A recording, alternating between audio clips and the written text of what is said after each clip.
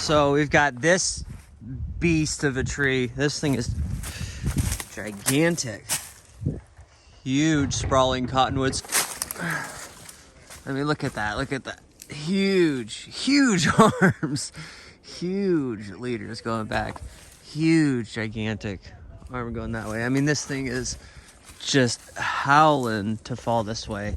We're gonna set a line high in the tree for a pull line, and we're gonna take it out to an elm just beyond all this box elder growth. And we're gonna try to set probably we'll kind of figure it out as we go, but we might set a higher anchor point down there. You know, the more horizontal we can get the pull on the top of the tree, the more leverage we have.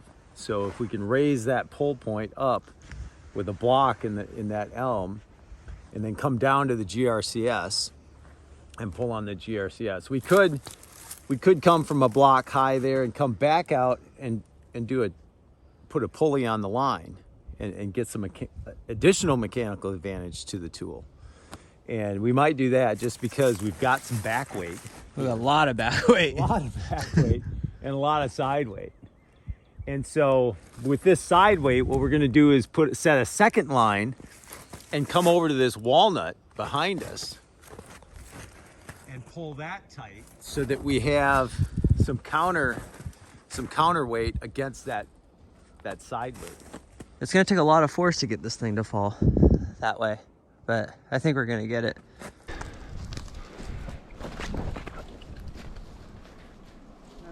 Oh man, it just dropped over there. Come on, bad boy. Oh, I got a tangle. Don't you love this, folks? The joys of throw line. Look at that.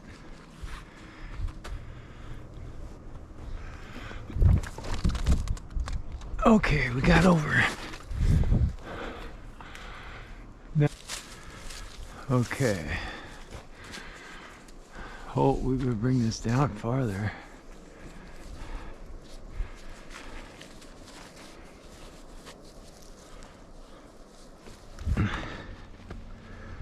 Now see, I thought about taking that ball off. Look at how that slipped up there. All the way there. Okay, so I isolated this. So I'm really glad I fought for the right shot, because now I've got an isolated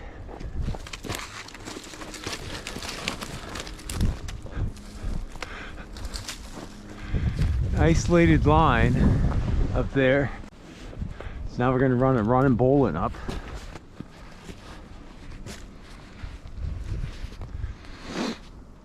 And we'll have the full length of this line, and we got a long way to run, so we wanted a lot of line. I'll put a Yosemite in here just cause I always do. Okay.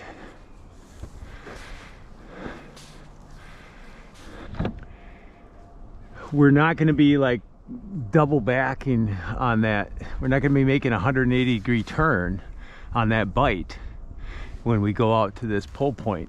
It's going to be pulling off the underside of that limb, so there's not going to be any pressure on our knot.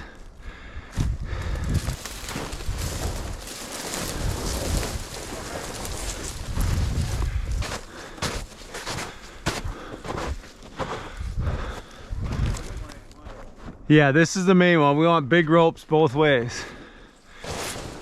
We will tie a bowline with a bite. Because the bowline with a bite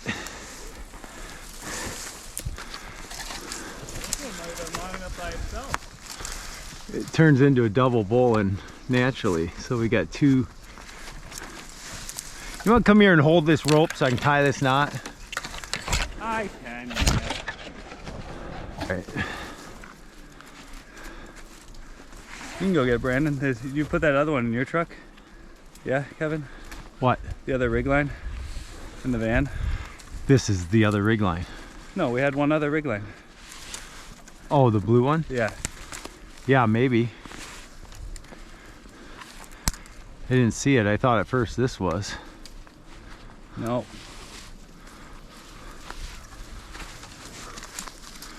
All right, dress that up nice. I'll give you the end even. Now this we could do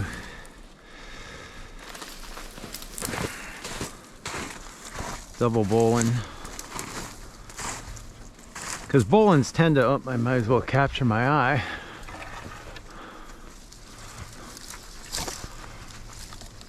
Bowlings are weakest at the round turn, at the 360-degree turn in the rope.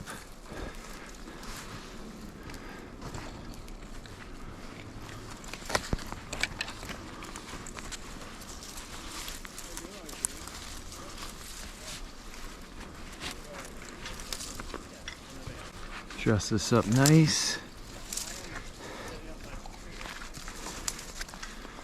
Do this double.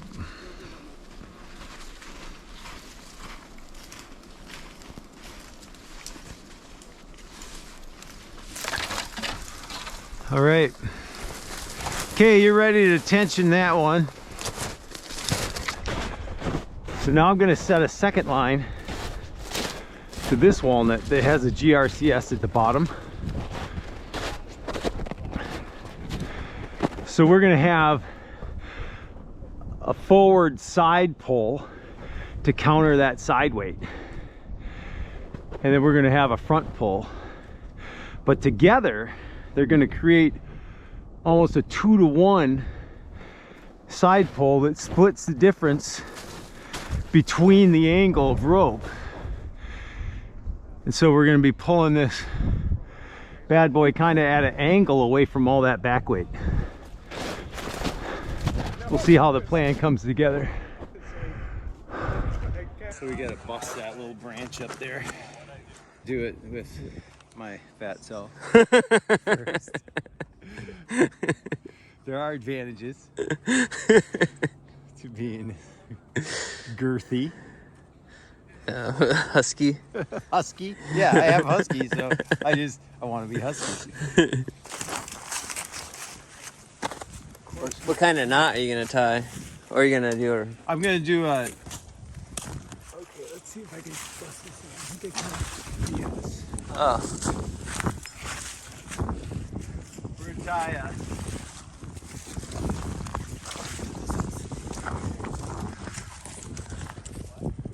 Okay, I think I'm gonna leave it out there.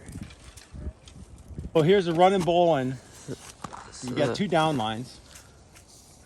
We're just gonna tie a bowline, but I like to tie counterclockwise. You make a counterclockwise round turn. Then you're gonna make the loop, and you capture the opposing side of the line with the loop. You come up from the bottom of the round turn, under the standing part, and back down the round turn. Now, if you stayed counterclockwise the whole time, you might notice I didn't move my hands around. I kind of did it all with one hand and kept one hand stationary. Now I should be, if I went counterclockwise on every turn, I'll come out with the tail in the middle. So I can come out on the outside of the loop, come back through the middle, and back up through what I call the yoke of the knot. And when you're done, that Yosemite finish should mirror and nest right in there. So there's tying the knot, then there's dressing the knot and making it pretty, and then there's setting the knot, getting it all set up there. And the Yosemite finish enables this to be, if this gets tugged in any which way, it will not come undone. Whereas a regular bowline without that one more loop can work its way out if it's used, not in this application generally, but in some application where maybe it's got a load and then it's off, and a load, offloading and onloading could work that tail out. So now this is going to run. It's called the running bowline because we can run it all the way up.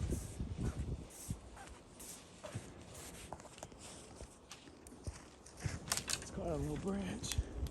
And we're out on that branch. It's a girthy branch. It's probably 12 inches in diameter up there. And that gives us another 4 feet of leverage to the side, which is fine. We're gonna be going back to this walnut and getting kind of a side pull, but it's a forward side pull. And then we've got a direct pull here, but with both GRCSs working, we're gonna have a sideways force that kind of splits between these two lines, creating somewhat of a 2-to-1 advantage against this back weight. Because our back weight kind of goes off to the side and the back. And now we've created a force directly opposite that weight.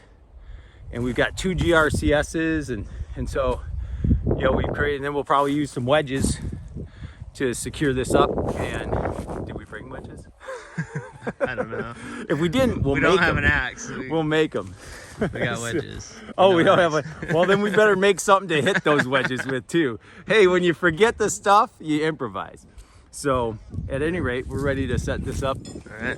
And we've created higher angles. You can see our block. We put a retrievable X-ring.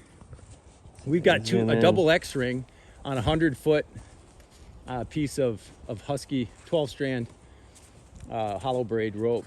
So you've rigged the. Are you gonna do the same thing with Same that? thing over You're here. gonna lift rope that block that's up. hanging is actually a double X-ring on a 100-foot rope, and we're gonna pull this rope Yeah. up to a higher rigging point.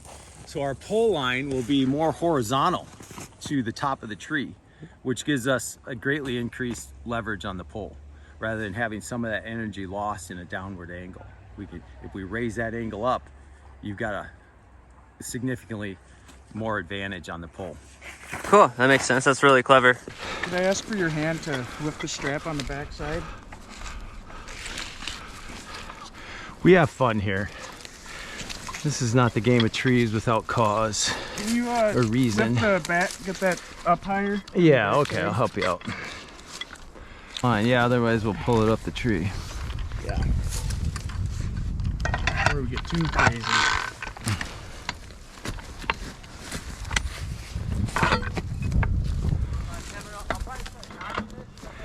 Yeah, you can start notching it. We're basically rigged. You want to double check my stuff? Where's my glove? Is it over there? Brandon, I will come help you. Yeah.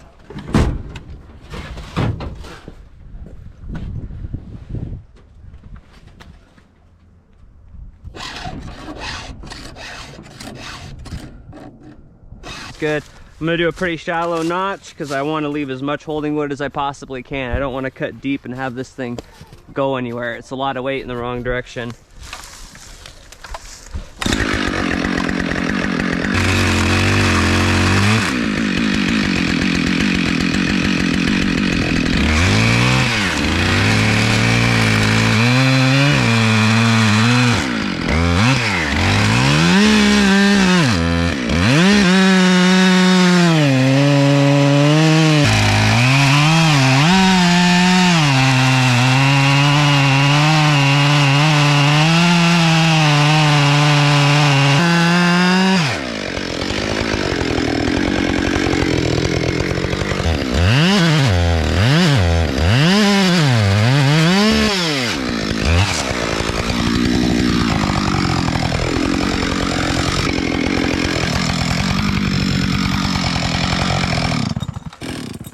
So see, I'm taking it out in chunks and increments. I don't need to try to line it up on the first go, but taking more out a little at a time, I can see inside the tree, and I'm not gonna risk cutting past where I'm aimed, you know, so it doesn't need to look pretty yet. I'm just chiseling my way in, basically.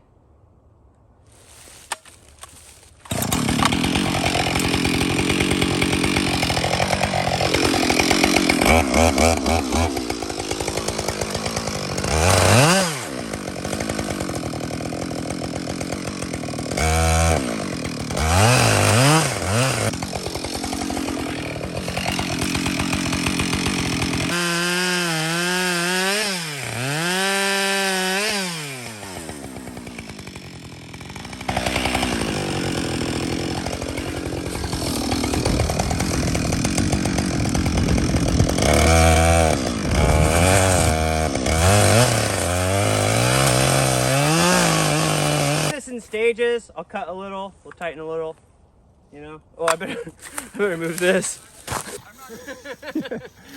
That'd be good to have the backside shot. Yeah.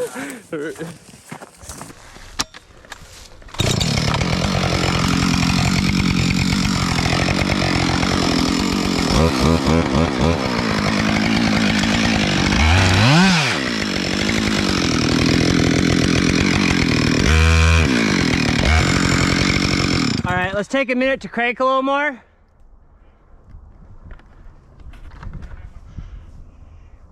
Just give me what you got, you know, is it tight? Are both of y'all tight?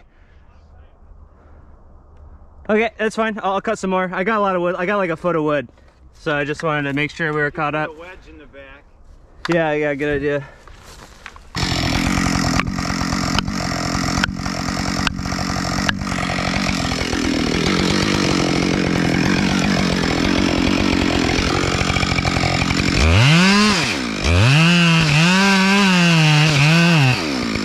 Let's crank it some more.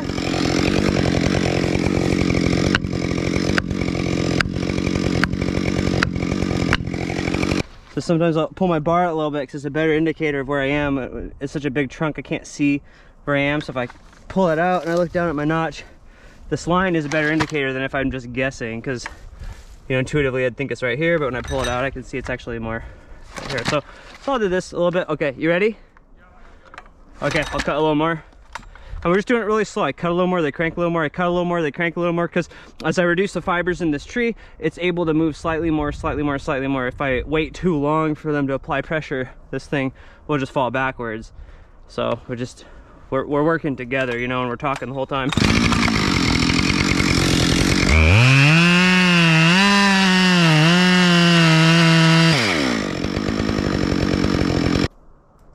And see, I'm going back and forth. I'm walking all the way around and sticking my bar in, because my bar is quite a bit shorter than the tree.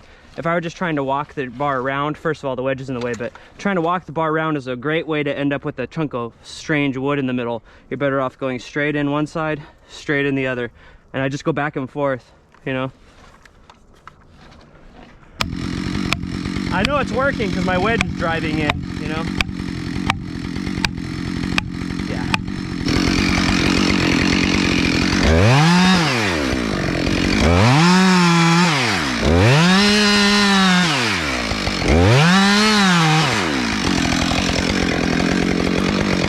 You know, I got quite a bit of holding wood left, guys, but I'd really love it if we could pull this over. This is a huge tree. I'm gonna go now in a minute. I'm gonna get out of the way. I'm gonna go stand back here.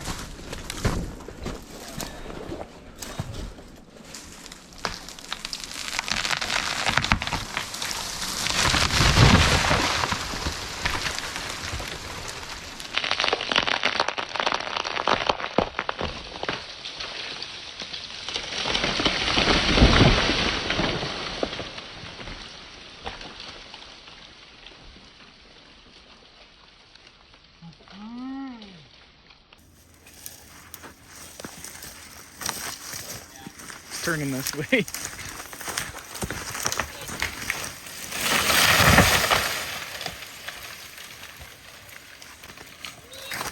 Wow. That's a fun project, boys. Yeah, that guess that never would have hit me. No, you were safe the whole time. That's true, yeah. Yeah, there was a little shrapnel pretty close over here. Awesome job, Jacob. Thanks, man. Yeah, so I cut my guts a little bit here, and you know, I kind of thought that might be happening because it was being kind of stubborn, but it was really important. You know, I was in here, I was like, man, I really don't want to cut any more corners, so I did get a little more liberal with my bar on the inside. It's hard to, you know. Yeah. But I really didn't want to lose this corner because that's where that huge arm was. And it was just being super stubborn. So I kind of thought maybe I got a little greedy here, but really what matters is the corners. That's what controls it on its way down, you know. And that went fine. Yeah. And that was awesome. a ton of fun. This is down only, right? What's that? Down only, right? Down only, yeah. You're We'll not cut the tension out. We'll cut a little tension out. but like make it land flat or something. Yeah. Okay. But we don't have to take anything away. You're not gonna. Hey, by the way, you know. By the way, we gotta chip. Yeah, this. we're here for 3 more hours, but at least they'll have the soup out when we get there. You'll be okay. They want 8-inch rounds. Yeah, right. Oh, mercy. No way. 8-inch rounds. That'd be nuts. Man, thanks for letting me cut that, Kevin. That was so much fun. You bet. Thanks for cutting it. That was fun. I'm sorry, Jeff. I'm sorry. We forgot the axes back at the house. This is we. I didn't want to bring mine on the plane.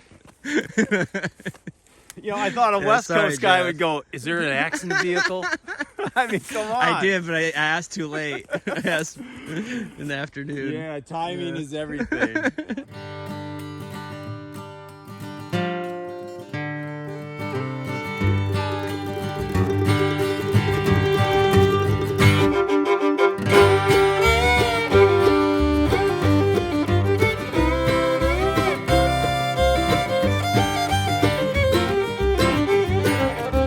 Summer heat and tundra cold and throwing a storm of 3. Stakes are high, there's always a risk when you're playing the game of trees.